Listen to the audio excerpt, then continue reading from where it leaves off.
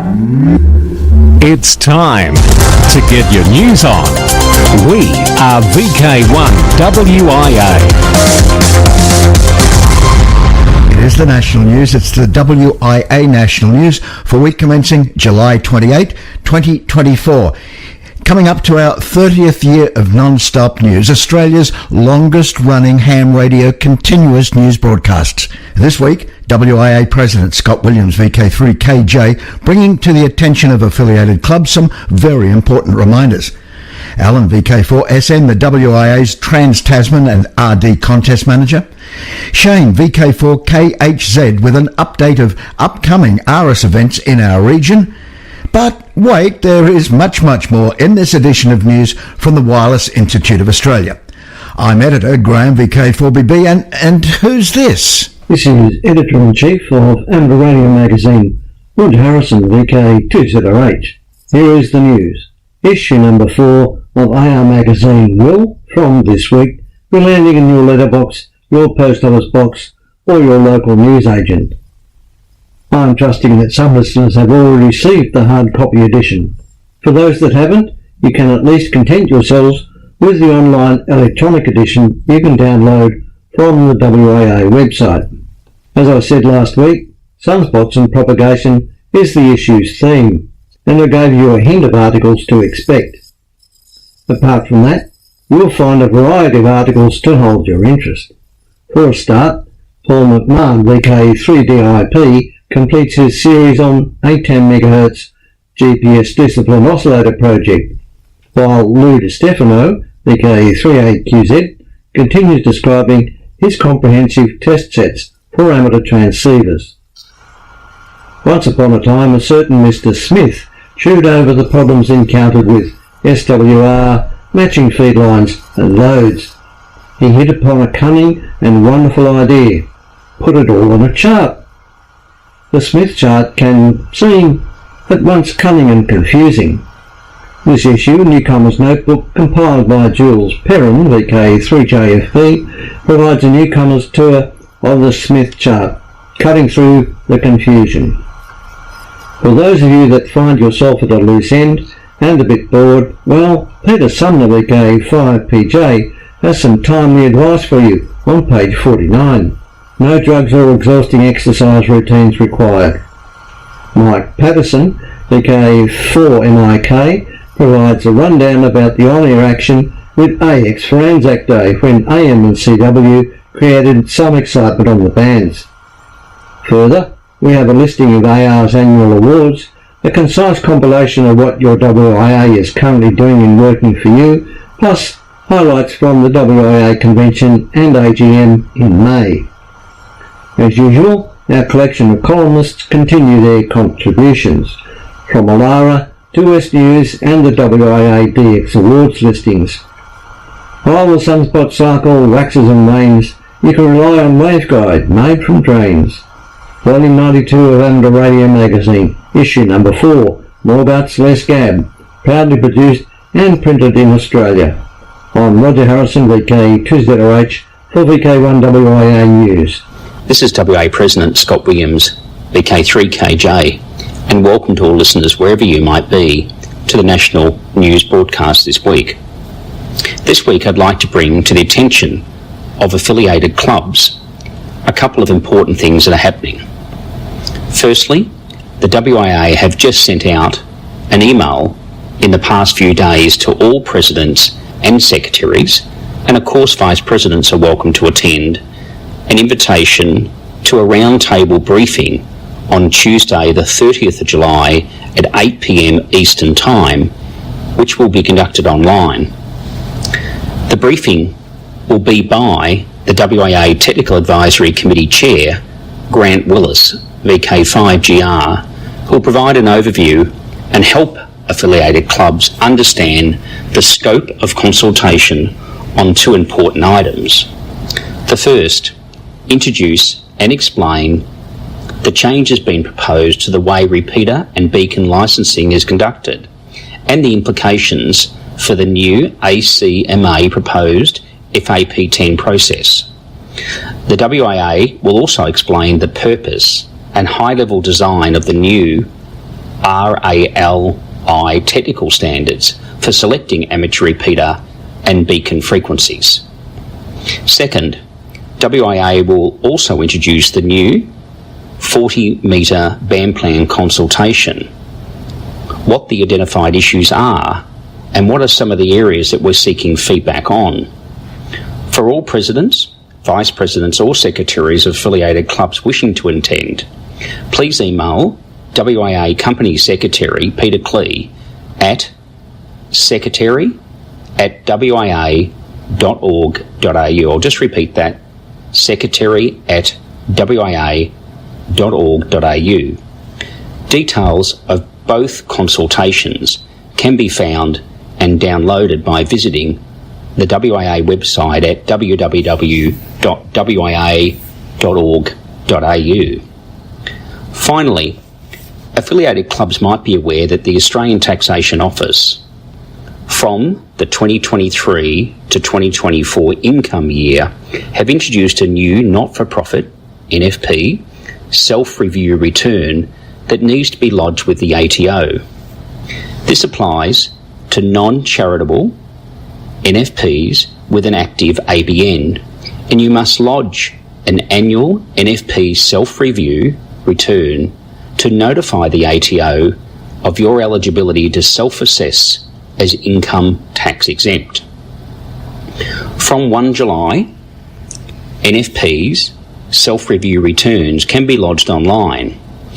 A guide to help you to submit your self-review return can be found at ato.gov.au/NFP self-review guide. It is understood the return takes around 10 minutes to complete online. The ATO is taking a practical compliance approach to help NFPs meet their reporting requirements and will help NFPs meet their obligations. This includes recently extending the deadline to the 31st of March 2025 for those NFPs having difficulties with lodging returns online. The WIA will shortly be writing to all affiliated clubs, supplying a range of information to assist clubs in meeting their reporting obligations. Please also visit the ATO website at ato.gov.au for further information. That's it for me this week, and this has been Scott Williams, WIA President on behalf of the WIA Board. Best wishes. We are VK1WIA. Now, international news with VK2LAW Jason. Hello. Who listens to the BBC broadcast content internationally? The organisation has released its 2024 global audience measurement and put the number at 450 million weekly, an increase of 3 million from last year. The global audience measure is an annual update of how many people consume the BBC weekly for all international services in all countries across TV, radio, website and social media. It excludes the BBC's output aimed at the UK market. BBC World Service offerings, operating in 42 languages, drew an audience of 320 million. BBC News Arabic saw a 9% increase, which the broadcaster attributed to the Israel-Gaza war. The Gaza Daily Emergency Radio Service, broadcasting on 6:39 a.m, is also part of the figures. The Arabic feed is the BBC's second largest language service, behind its BBC News Hindi service. The FCC has charged 13 landlords in the New York City area in connection with illegal radio broadcasting. They've been put on notice by the Federal Communications Commission, which is charging them with permitting individuals to engage in illegal radio broadcasts. A new emergency alert system event code likely is coming soon to the USA. The Federal Communications Commission is set to vote next month on a plan to create a dedicated event code for missing and endangered persons. Chairwoman Jessica Rosenworcel says the new code MEP will save lives by helping people who are missing, at risk of being overlooked and in danger. The chairwoman said in a statement that while law enforcement agencies have used Amber Alerts on TV and radio to help mobilise public attention and recover abducted children, we do not have a similar code in the emergency alert system dedicated to sounding the alarm over other missing and endangered persons, particularly the thousands of missing native and indigenous women who have disappeared from their homes never to be seen again. Last year, approximately 188,000 adults who were reported missing in the United States fell outside the criteria for Amber Alerts, according to the FCC. The good old-fashioned game of soccer, football, used to be a simple affair. 2 teams of 11 plus a few subs who were all wrangled by a referee and a couple of helpful linesmen. Long ago, these disparate groups lived together in harmony. Then everything changed. Now technology is being used to adjudicate all kinds of decisions, and fans are cheering, or in uproar, depending on how the hammer falls. That's only become even more prevalent in recent times, with smart balls the latest controversial addition to the world game, with their starring role at the recently held Euro 2024 Championship more than evident. Adidas have been a pioneer of so-called connected ball technology. This involves fitting match balls with sensors which can track the motion of the ball in space. According to Adidas, an inertial measurement unit is suspended in the middle of the ball. This is done with a delicate structure that holds the unit stably in place without impacting the performance of the ball. Powering is a small battery that can be recharged using an induction system. The IMU runs at a rate of 500 Hz, allowing hits to the ball to be measured down to tiny fractions of a second. The ball also features an ultra-wideband radio system for position tracking. For VK1 WIA National News, in Sydney I'm Jason, VK2LAW. From here, there and everywhere, you've tuned to the Wireless Institute of Australia's National News Service. We are VK1WIA. Now, operational news with Felix, VK4FUQ. Hello there. Now, Contest-wise 2024 and the RSGB IATA contest is this weekend, July 27. Last weekend saw the Trans-Tasman contest. Hi, this is Alan, VK4 Sierra November, the Trans-Tasman contest manager. Seems that all ops had a great time in last weekend's Trans-Tasman contest. Conditions were mostly excellent and activity was plentiful. Remember to have your log submitted by 1400 Zulu Sunday, the 28th of July. That's midnight on the East Coast. Submit logs via vklogchecker.com. The format required is Cabrillo. Some are confusing ADIF with Cabrillo, but they are 2 different formats. It's the Cabrillo one that we need. Remember, the Remembrance Day contest is the next VK contest, and it's happening on the 17th and 18th of August, just 3 weeks away. Best 73s and good luck. This is Alan, VK4 Sierra November. Thanks, Alan. And yes, as you said, the RD is fast approaching, 3 weeks away. This contest commemorates the Australian amateurs who died during World War II and is designed to encourage friendly participation and help improve the operating skills of participants. It is held on the weekend closer to the 15th of August, the date on which hostilities ceased in the Southwest Pacific area. A perpetual trophy is awarded annually to the Australian state or territory with the best performance.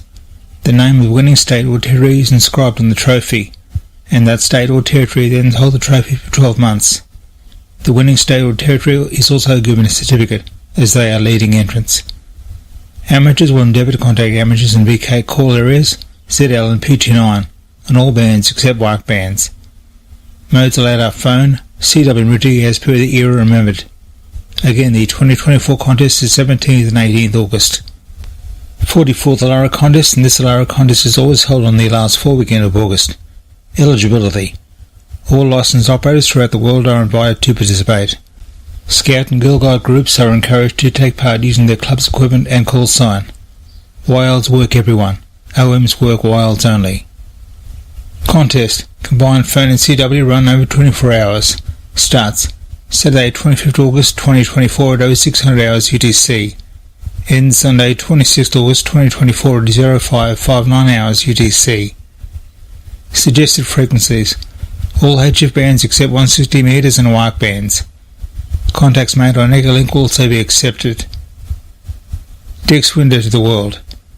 OL-80 Carbon is active until the 30th of November to mark the 80th anniversary of Operation Carbon during World War II.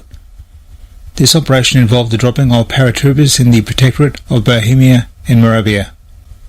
The Protectorate of Bohemia and Moravia was a partially annexed territory of Nazi Germany that was established in 1939 after the German occupation of the Czech lands. A team of operators active using the call OL80 Carbon on CW, SSB and digital modes on the HF bands. More information is available on qrz.com. South Cook Islands. Steve ZL2KE is on the air as E51KEE from Rarotonga and from Awataki until August the 2nd on 8 to 10 metres using CW and SSB. QSL via IK2DUW. Bosnia and Herzegovina. E7100 radio is the special call sign for the Bosnia and Herzegovina IAA Member Society to celebrate 100 years of amateur radio innovation, community and advocacy. QSL via operator's instructions. For VK1WIA National News, I'm Felix VK4FUQ Inningham. From here, there and everywhere, you've tuned to the Wireless Institute of Australia's National News Service. We are VK1WIA. Now, special interest group news with Bruce, VK3FFF. And a very good day to you. Worldwide Special Interest Group News. Summits on the Air. Worldwide Flora, Fauna Program, Parks on the Air, and other adventure groups.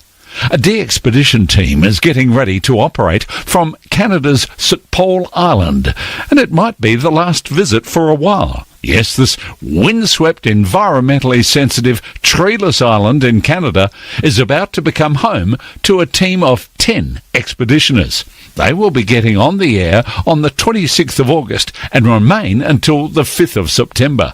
This is the St. Paul Island CY9C de-expedition, which has been granted access to the island by the Canadian Department of Fisheries and Oceans for this short window of time. The island, which is off the coast of Nova Scotia in the Cabot Strait, has designations in 3 award schemes. POTA as Charlie Alpha 0122, Lighthouse Sierra Tango Papa 002, and IOTA November Alpha 094. This is a return trip for many on the team who will be focusing on CW, but also operating SSB, FT8 and RTTY. There will also be satellite and moonbounce operation. Worldwide Special Interest Groups, Astronomy and Wireless Weather.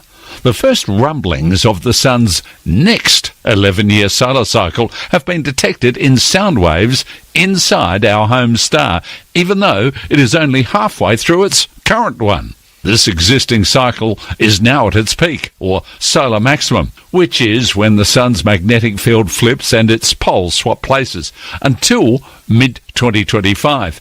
It affects activity on the Sun's surface with sunspots, flares and coronal mass ejections, all more rampant at solar maximum. This leads to a surge in electromagnetic energy hurtling towards the Earth and makes aurorae visible more often and at lower altitudes.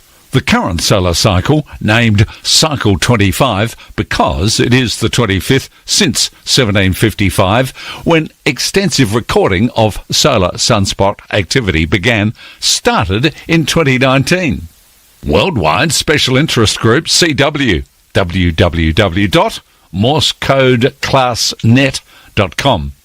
On Tuesday afternoons and evenings, the 40 and 80 metre bands come alive with the sound of slow CW. Mark, VK6QI. On Tuesday afternoons and evenings, the 40 and 80 metre bands come alive with the sound of slow CW. Who would have thought that this ancient art, which some say was once such a dreaded part of the amateur licence test, would become so popular in these days of modern communications? The uncontrolled net is run in designated portions of the two bands to encourage new CW operators to have a go at slow CW in a safe and really friendly environment. Slow speed and lots of mistakes are par for the course, and it's all about having a go, starting with the basic call sign and RST exchange, then over time getting better and better. The net also attracts its fair share of old-timers who enjoy helping others to have a go or just enjoy the banter. The CQQRS net has been running every single Tuesday for the past 3 years and has been unbelievably popular. Over the 6 hours, we've had more than 4 dozen CQQRS members, plus numerous others having a go, and who knows how many listeners are out there every Tuesday afternoon. So the CQQRS net is on between 700 Zulu and 1100 Zulu, between 7020 and 7040 kilohertz, and between 900 Zulu and 1300 Zulu, between 3540 and 3570 kilohertz every Tuesday. For more information and to receive our free weekly CQQRS RagTune newsletter, contact me, Mark, VK2KI and VK6QI, via the email address on qrz.com, or you'll find our email address in the text version of this segment on the WIA website. Thanks, Mark. Worldwide special interest groups, digital. First, M17-based radios begin shipping. Connect Systems has begun shipping the first radios that operate M17 out of the box. The M17 project is an open-source digital mode alternative to modes such as D-Star and System Fusion, which rely on proprietary encoding and decoding hardware and software.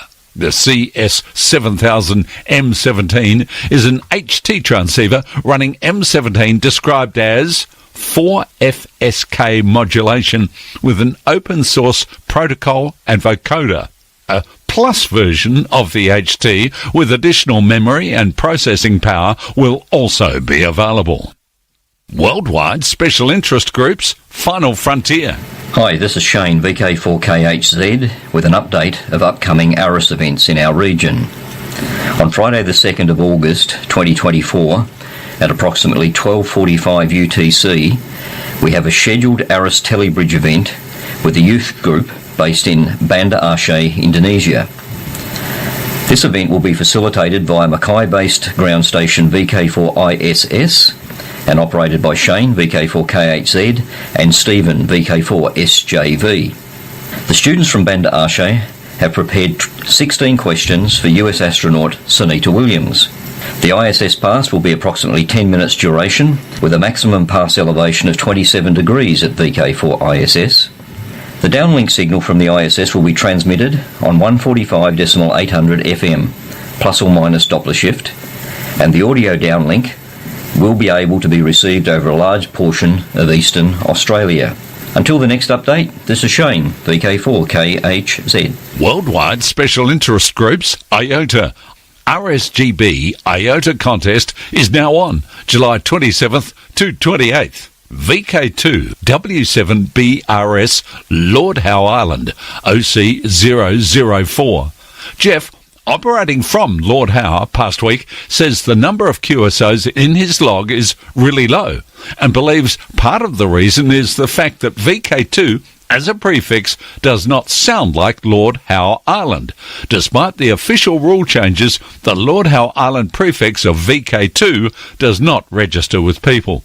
Most amateurs are used to VK9L being a prefix that indicates the location, and yet, despite all of the efforts to get the country data files updated and so on, most just aren't aware of the fact that ACMA changed, or reaffirmed existing policy that was already esoteric, that Lord Howe Island is not VK9L. Jeff has a very strong suspicion that if he were to call CQ VK9L, the QSO counts would spike and he'd have real pile-ups to worry about. Currently, he can call CQ pretty much for an hour and not get a QSO. Maybe a few from the mainland VK, but not a single QSO from Japan on SSB, and not more than a handful of SSB QSO from the North Americas. Yes, it seems it's all in the call. Sao Tome and Principe, IOTA Alpha Foxtrot 023. The Dateline DX Association, DDXA, a worldwide DX organisation, has announced the activation of Sao Tome and Principe, a small island nation off the coast of Gabon, from the 11th to 20th of November 2024. The licence, issued by the General Regulatory Authority in Sao Tome and Principe, authorised the call sign Sierra 9 Zulu. The team will operate SSB, CW and digital modes on all HF bands, 10 to 160 metres, VHF on 6 metres, and will also be on 432 MHz EME. Worldwide special interest groups, radio amateur young timers. YOTA, here's Alec, VK2MV. Thank you, Bruce. Ham radio lecturer and educator Dan KB6NU visited New York City to help those in the hacker and STEM/STEAM community blaze a trail into amateur radio. By the time he had finished teaching his one-day course, Ham Radio for Hackers, on 13th of July, 25 hackers had passed the US FCC technician test. The Hackers on the Planet Earth, or HOPE conference, turned out to be a right place for nurturing amateurs along this non-traditional path to radio. Ed, N2XTD, and Nicole, AD2IM, who were a part of the volunteer examiner team, told Newsline that the new licensees included a 9-year-old girl. They said they shared Dan's hope that the worlds of hackers and hams will continue to merge successfully into a new adventure in ham radio. Speaking about new adventures, another new adventure began yesterday, the 27th of July, for the young US radio operators who are part of the Dave Coulter Memorial Youth DX Adventure. These other young amateurs are using the special event call sign K3Y on the HF bands during the RSGB IOTA contest this weekend. For the second consecutive year, they will be hosted by the K3LR contest group station in Western Pennsylvania, which is one of the world's largest contest stations. The youth team members are Ian, KI8NA, and Lily, W8LIL. They will be accompanied by youth mentors Katie, KE8LQR, and Grace, KE8RJU. Now, how about it, Aussie Yoda members? Let's hear what you are doing in this great hobby of ours. For VK1WIA National News, I'm Alec, VK2MV in Sydney. Now back to you, Bruce. Thanks, Alec. Worldwide special interest groups, Maritime. Amateur radio participates in world's largest naval exercise.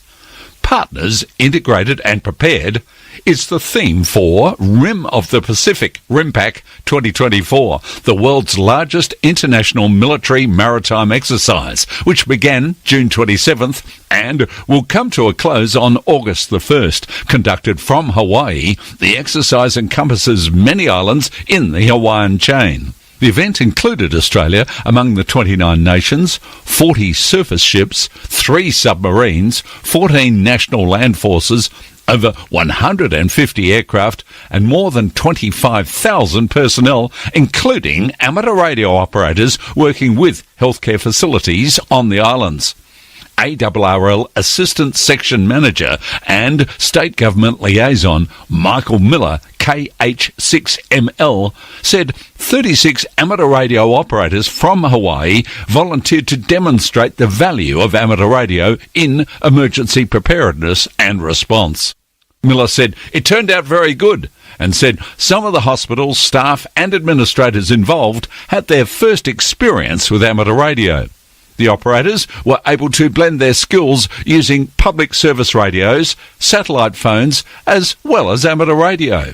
KH6ML pointed out that hospitals on the smaller islands don't usually have a full-time communications officer, so working with amateur radio gave them experience for future emergencies. The amateurs worked with HealthCom Hawaii, which provides amateur radio communications to healthcare associations in Hawaii during emergencies and disasters. I'm Bruce, VK3FFF in sunny but cold Bendigo. This is VK1WIA. All points of contacts from today's news stories are to be found in print when you read the web editions, www.wia.org.au. On the social scene, let's have a look at the next couple of months. In fact, both events are happening in August the 18th and August the 24th. In VK3, it's the Bendigo Amateur Radio and Electronics Club Radio Fest, August 18, and in VK4, Redcliffe Car Boot Sale, Saturday, August 24, at the Clubhouse, McFarlane Park, Kippering. So now, until next we meet, I'm Graham, VK4BB. Walk softly. From Australia, This has been the Wireless Institute of Australia with the weekly news service. This broadcast is in text, audio and video and is accessed on wia.org.au.